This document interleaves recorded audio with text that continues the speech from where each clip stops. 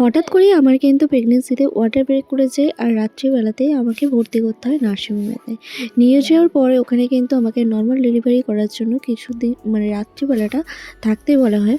তারপরে আমাকে সকালবেলা জানানো হয় যে যেহেতু আমার নর্মাল ডেলিভারি আজকে এই রাত্রিরে হলো না, আমাকে এখনই ওটি করতে হবে সকালবেলায়। তো দেখো আমার হাতে কিন্তু চ্যানেল করে দিয়েছি আর এদিকে কিন্তু আমাকে রেডি করে দিয়েছে এখন ওটিতে নিয়ে যাওয়ার জন্য। ফাইনালি আমি কিন্তু রেডি ওটিতে যাওয়ার জন্য।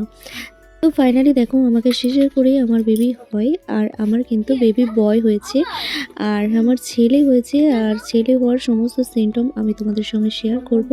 তোমরা এই ভিডিওতে আমাকে কমেন্টে জানাও যে তোমরা আমার থেকে কী জানতে চাও, ছেলে হওয়ার কোন কোন সিমটম তোমরা আমাকে জানতে চাও। এই ভিডিওতে তোমরা আমাকে কমেন্টে জানাও। অবশ্যই তোমাদের কমেন্টে রিপ্লাই ভিডিও নিয়ে অবশ্যই আসবো খুব তাড়াতাড়ি। আমার এই বেবি হওয়াতে আমি তোমাদেরকে কোনো ভিডিও আপলোড দিতে পারছি না, তার জন্য অনেক অনেক সরি। আর তোমরা যারা অপেক্ষা করেছো আমার আপডেট নেয়ার জন্য তাদেরকে অসংখ্য ধন্যবাদ।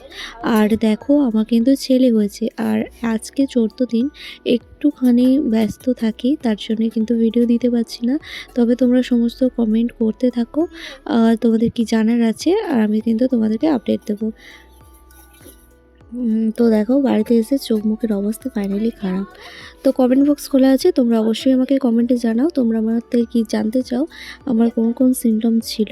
তো আজকের মতন টাটা, ভিডিওতে দেখা হচ্ছে খুব তাড়াতাড়ি।